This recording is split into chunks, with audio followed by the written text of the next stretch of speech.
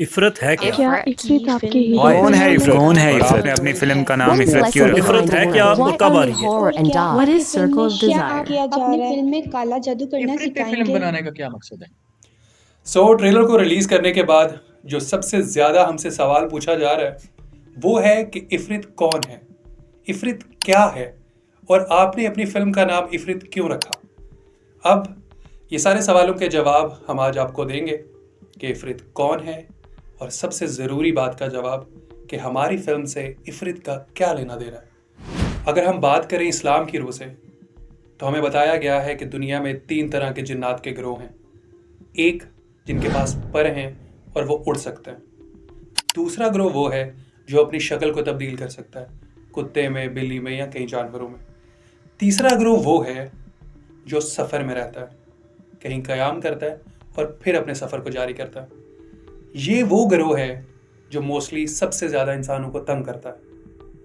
इसमें फॉल करता है इफरित। बेसिकली 2 तरह के जिन होते हैं या जिन्नात होते हैं, एक जो मुस्लिम है और दूसरे जो नहीं हैं। जिन्नों को एक ऐसी आग से बनाया गया है जिसका धुआं नहीं है। अब जो मुस्लिम जिन हैं उनको कहा जाता है जिन्नात, और बाकी सब जो काफिर हैं, जो ईसाई हैं या कुछ भी हैं, उनको कहा जाता है शयातीन या शैतान। इफरित दुनिया में सबसे ताकतवर शैतान को कहा जाता है जो नॉन मुस्लिम है। अब हम बात करते हैं सर्टेनली सिर्फ इफरित के बारे में। इफरित एक शैतान जिन है जिसको आग से बनाया गया, जैसे मैंने बताया आपको। इफरित की सबसे ख़ास बात यह है कि वो इंसानों के साथ फिज़िकली ताल्लुक़ रख सकता है अपनी नस्ल को आगे बढ़ाने के लिए। अब आपके दिमाग में एक सवाल आएगा कि अगर ऐसा है फिर तो हमारे गिर्द बहुत सारे बच्चे होंगे इफरित के। नहीं, ऐसा नहीं है। उसकी 3 वजह हैं। पहली वजह यह है कि जब इंसान और जिन का जो बच्चा पैदा होगा वो हाइब्रिड चाइल्ड होगा। हाइब्रिड चाइल्ड क्या है? फ़र्ज़ करें किसी भी आप जानवर की बात कर लें, कैट और डॉग की, अगर हम उनका एक इंट्रैक्शन करवाते हैं और उससे जो बच्चा पैदा होगा वो एक हाइब्रिड चाइल्ड होगा। हाइब्रिड चाइल्ड के सर्वाइव करने के चांसेस शायद लाख में 1 हों या हज़ारों में 1 हों, वो भी बहुत माइनर से।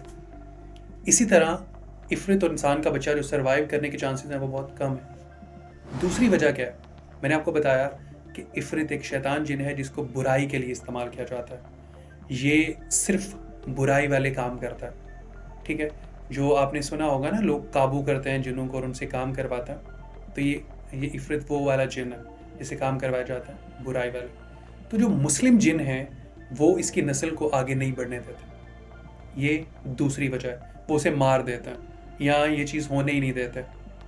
तीसरी वजह क्या है? इफरित और इंसान के दरमियान ये ताल्लुक़ बनाने के लिए एक रस्म की ज़रूरत होती है जिसे कहा जाता है औलाद चक्रा, ठीक है। जो एक ऐसा आदमी करेगा जो इफरित की आप कह लें कि हर बात मानता है या उसके काबू में है, ठीक है। तो वो आदमी करेगा और फिर इफरित और एक किसी खातून के दरमियान ताल्लुक़ होगा और वो बच्चा पैदा होगा।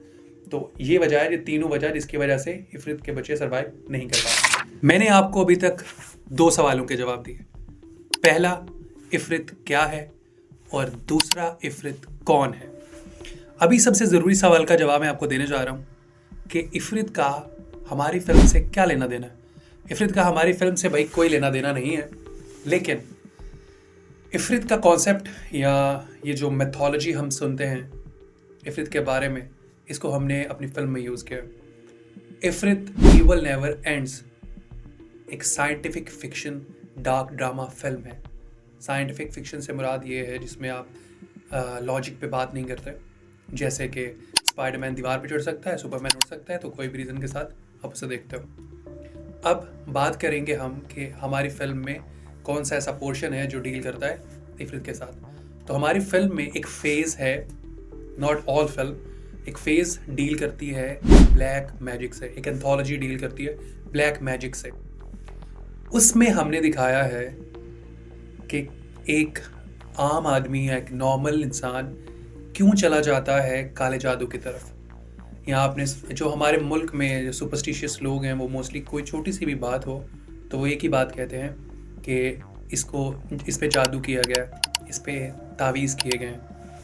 तो एक आम आदमी इस तरफ क्यों चला जाता है, काला जादू कैसे किया जाता है, करने के बाद और पहले आपकी लाइफ कैसे चेंज होती है, क्या इम्पैक्ट आता है आपकी लाइफ का, और ऐसा काम करने वालों का क्या नतीजा होता है।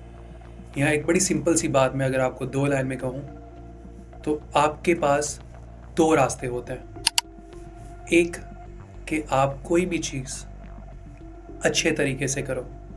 फ़र्ज़ करें कि आपको एक गाड़ी लेनी है, तो आप क्या करेंगे, मेहनत करेंगे, जॉब करेंगे, अर्न करेंगे और आपको वक्त लगेगा उसको बाय करने में।